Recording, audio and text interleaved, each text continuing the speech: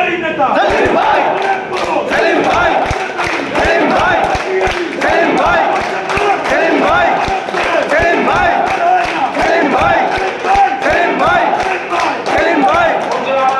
আমি ইতিমধ্যে অনেক নেতৃবৃন্দের সাথে কথা বলেছি, অনেক কথা হয়েছে, অনেককে ফোন দিয়েছি, সেটা তোলার কারণে আমি করতে পারিনি, অনেকে আবার যোগাযোগ করেছে। আর ইনশাআল্লাহ আগামীতে আপনারা আমাদের মধ্যে যে বিভাজন যে প্রতিযোগিতা দেখবেন, ইনশাআল্লাহ আগামী দেখুন প্রোগ্রামে আমরা ঐক্যবদ্ধভাবে এই জাতীয়তাবাদী পরিবার এই কাশিয়ারি এই বসিরপুরে আমরা সকল প্রোগ্রামে একসঙ্গে করবো, এটা আমি আপনাদের আপনাদের মতো উদাত্তভাবে আহ্বান জানাবো।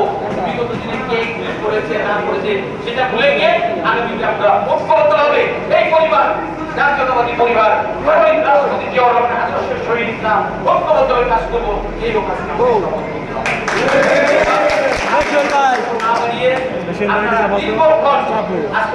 মাথা চুল কাটা আমার বেশি হবে আগামী নির্বাচন পর্যন্ত আমাদের দেশ গণতন্ত্র প্রতিষ্ঠার যে আন্দোলন সেই আন্দোলনের সফলতা হওয়ার জন্য কিন্তু আমাদের এইভাবে করে যেতেই হবে। আমি আপনাদের